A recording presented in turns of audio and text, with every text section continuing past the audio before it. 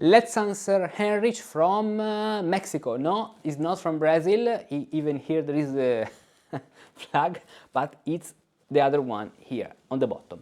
Hey Ricardus and Mudici, I have a question. So the main topic is, do you think is it possible to apply the Partimento way of thinking to writing Renaissance counterpoint while still respecting the traditional rules of the style? For instance, I'm writing counterpoint over a cantus firmus. As usual, could I also incorporate concepts from Partimento like the rule of the octave cadences and other patterns to help guide my thinking?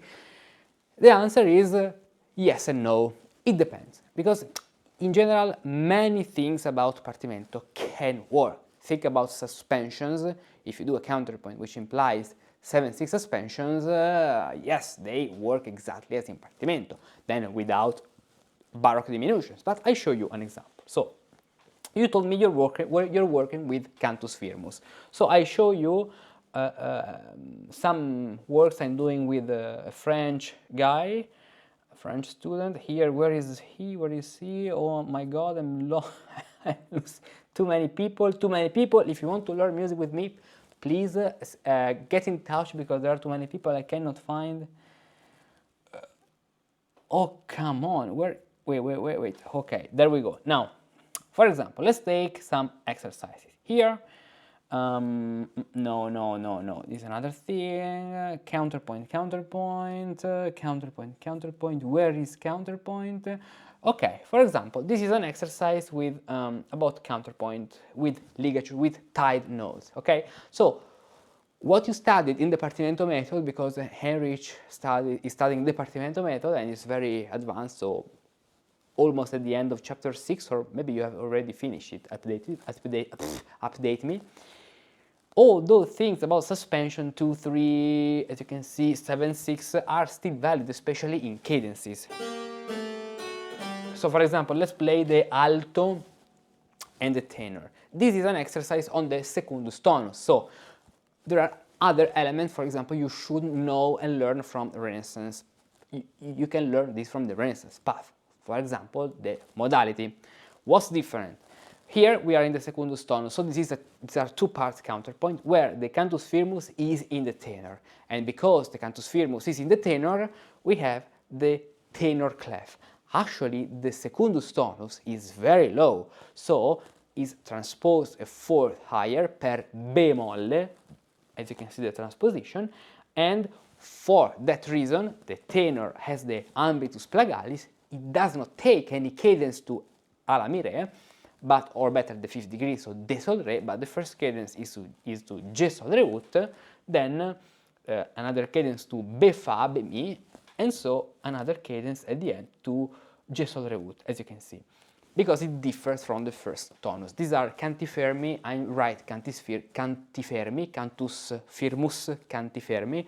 I'm writing for preparing the level of the next year, the course of the next year, so the Renaissance counterpoint. Now, this is a secundus tonus, so let's first of all sing the cantus firmus, which is re, fa, sol, fa, re, mi, re, or better, re, ut, re, fa, mi, fa, sol, fa, sol, fa, sol, re, fa, sol, la, sol.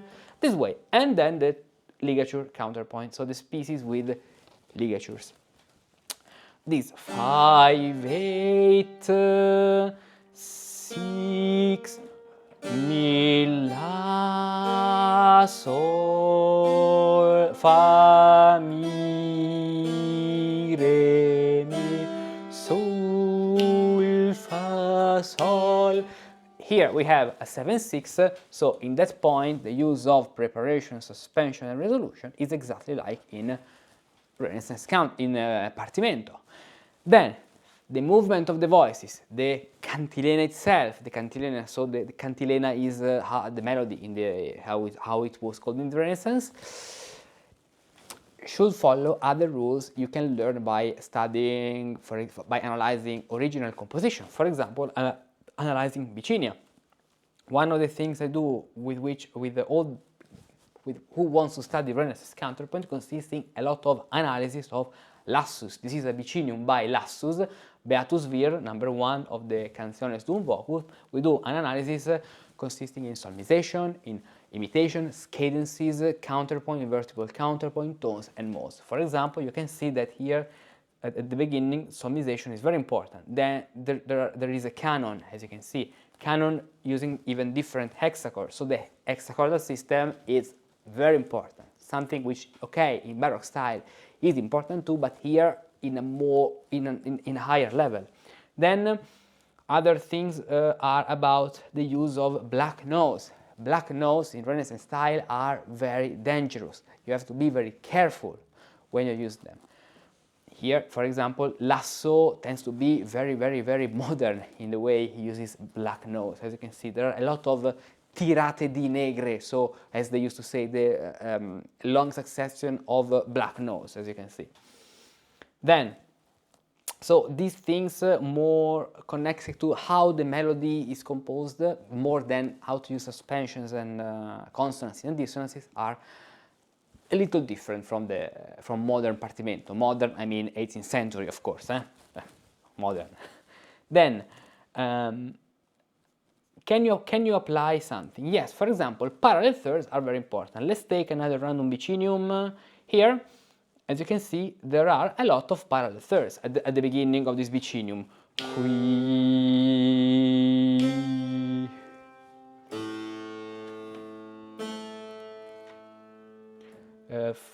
Fa, re, mi, 3, 3, 5, fa, sol, la, sul,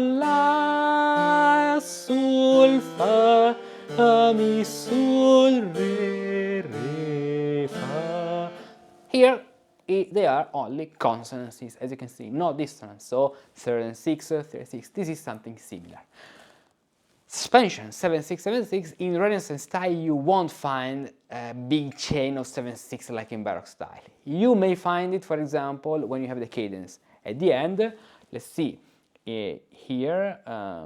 Okay, not properly in this example. In this case, let's take another bicinium like the other one. Okay, we don't have a big use of suspensions at the end, but we have a lot of black notes. Only at the very end here we have the cadence. So sol, fa, fa, mi, re, mi, 2, 3, 1. So here we have the preparation, suspension, resolution in the lower voice for the final cadence. In other bicinia, let's take this one. I'm checking the intervals, for example. Okay, I do not see so many dissonances as we can see in Partimento, even because in Renaissance style we tend to use more consonancies. But for example, let's look at this cadence. We have first of all we have 2 flats, so we are in the 4th in a tonus which is transposed, and the first cadence is to alla mi re, so we are at the presence of the quartus tonus, the 4th tonus. The cadence is to D instead, okay, and the last cadence to alla mi re, so is a transposition, a transposed tonus. And as you can see here, we have a cadence to D.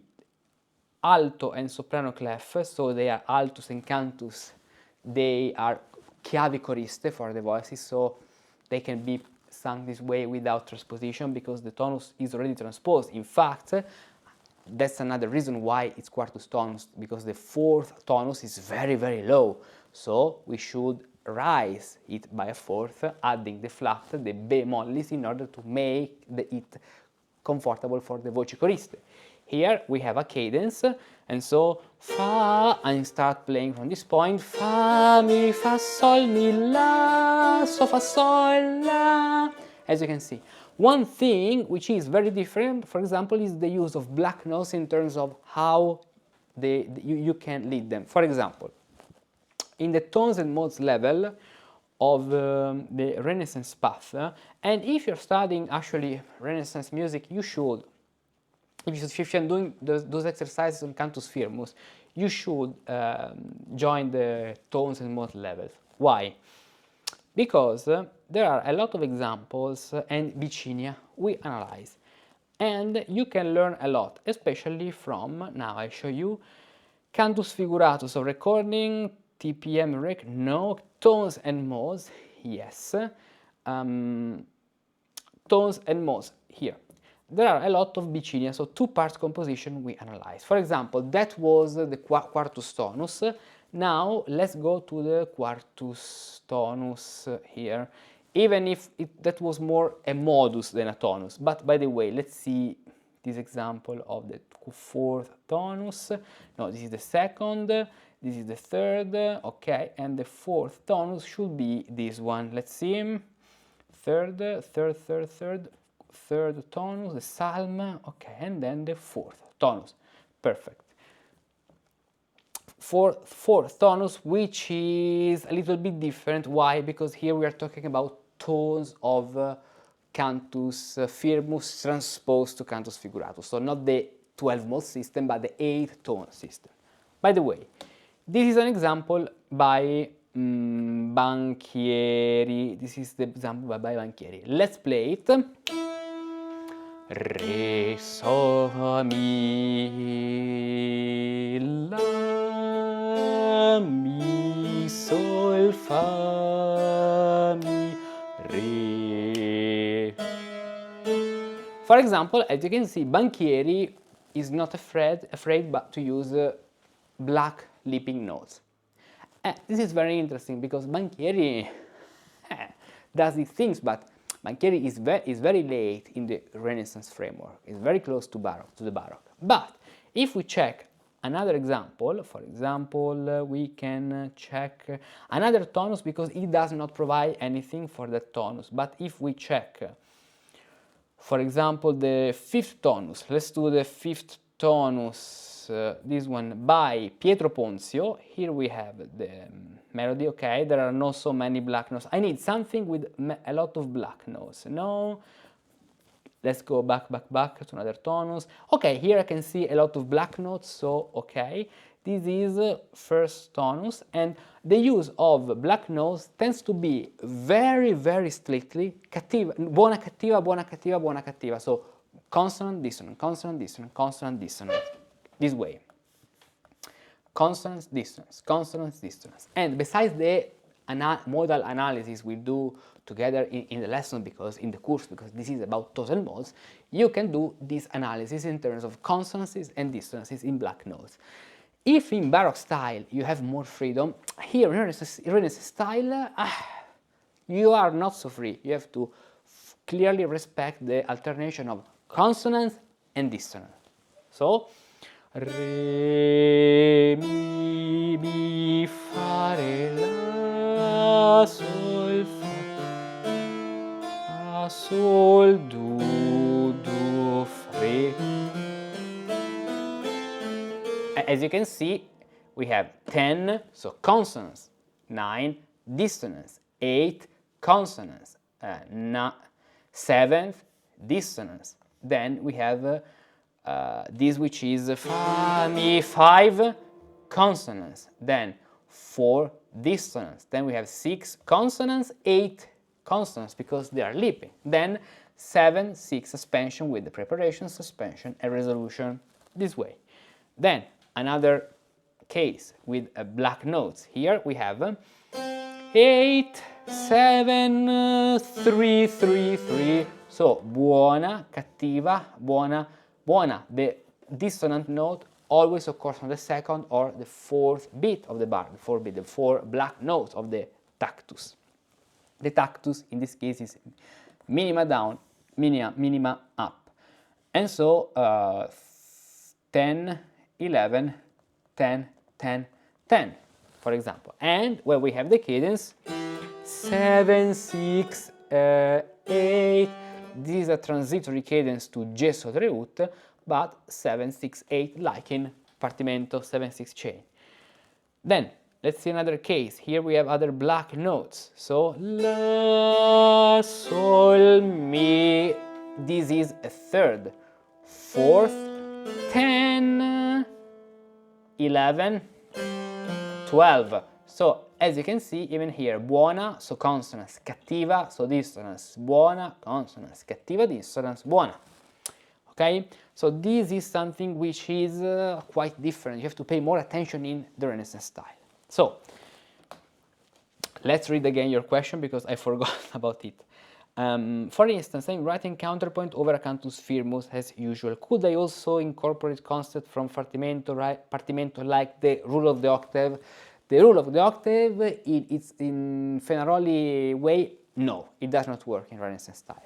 If you mean rule of the octave, for example, a kind of harmonization like 5-6, Monte 5-6, which at the end is a kind of rule of the octave because you have the entire scale, 5-6, 5-6, 5-6, 5-6, 5-6, in that case, yes, they are consonances. Then the ornamentation should be correct and coherent to the Renaissance style. Cadences, yes, you can use cadences. Don't use galant cadences, but compound cadences and simple cadences, absolutely yes, and double cadence at all. A double cadence is very used, widely used in the Renaissance. And other patterns, it depends. Sequences like the Monte Romanesca, no. Other patterns like 7-6 suspensions, yes, you may use it very carefully. Other patterns like parallel thirds, a lot. Parallel sixths, a lot. Other patterns like galant schemata, maybe melodically some do re mi, okay, but there's not the Romanesca in Renaissance style, vocal Renaissance style, okay. So these stylistic elements is something that you should approach separately. But now you can have a preview. You can go here and you can study a lot. For example, you can understand what's the difference between, you can learn what's the difference between the tonus and modus. For example, in this lesson on the MPA free lessons, because as a maybe you don't know, but since now there are so many lessons, I decided to put a preview for each course, each level from the Renaissance and Baroque path, so you can see all what you can learn and then you can continue. You can see how the tonus or modus work, then Camillo Angleria and the 8 tones, the classification and the 8 modes, the 12 modes, these things. And for example, you can analyze here, secundus tonus for motes by Ponzio. Okay, one of the things we were doing together here, we analyze, we play, for example, this tonus, analyzing it from a modal point of view. Then you can even learn how Palestrina. Here, this is the lesson 2.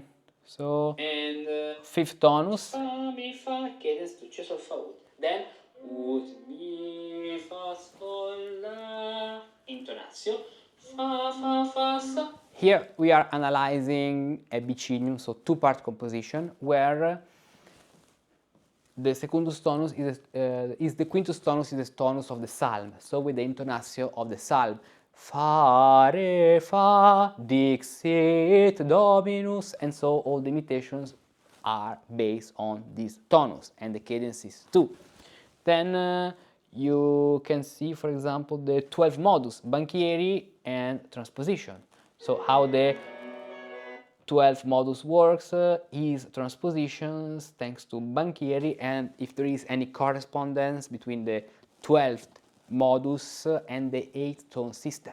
Spoiler, yes, there is. The 12th modus is the sextus tonus plagalis, okay, of the cantus firmus transposed to cantus figuratus. So these things are totally different from Partimento, the things you learned in Partimento, in the Partimento path. You should learn them separately in order to do them properly. Okay, but so there are some things you can apply. So consonances, basically parallel thirds, parallel sixth, consonant pattern, Monte 5-6. Even a kind of stepwise romanesca can be applied with, of course, in the correct way with diminutions, pay attention.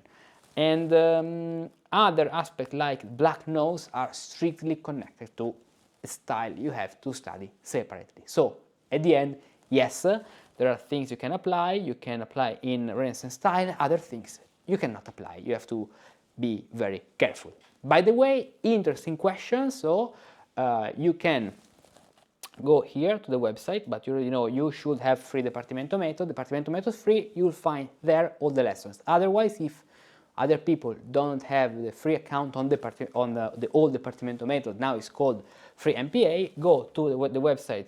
You can find in the description musicuspracticus.com, go here, click on online courses here, then choose just one course, for example, tones and modes, okay? Click here, you can see all the contents with this very beautiful flip book, tac, tac, tac. Then do start now, tac, you create your account and you can study a lot. And then you can choose how you prefer to continue. So join and study Renaissance music as if you had lived in the Renaissance.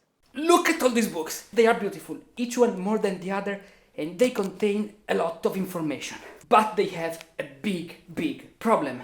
Either you engage in a long, painful battles against the chapters to decipher, understand and interpret what's written, or they are completely worthless. Think about when you bought your last book to learn how to compose music. How enthusiastic were you? And then what actually happened? It stayed in your bookcase, gathering dust and rusting away. What you need, therefore, is not 1, 5 or 10 more books. What you need is an experienced guide who takes care to evaluate your current situation, is well aware of what your desired destination is, precisely because you tell him, so he can design the best path for your journey, points out the right exercises, shows you which mistakes to correct and how to correct them, and provides you with concrete tools to improve and get better step by step. In recent years, since I have been here on the web, I have had the pleasure of guiding by hand many people like you to learn how to compose music, to grasp the musical techniques, discover the secrets of musical composition, and then achieve concrete results. Because in the end, that's what matters, that everything you learn becomes a seed that grows your skills, and little by little you become able to compose music. And so you are happy, and happy are the people with whom you share this passion, music. For this reason, in order to help you to achieve these destinations, I've prepared 2 paths, with some things in common, but different. One to become a Renaissance Musicus Practicus, and another one to become a Baroque Musicus Practicus. Are you curious to discover all the beautiful things you can learn with me? Click on this link and download the special informational brochure, which contains all the information you need to make the best choice for you.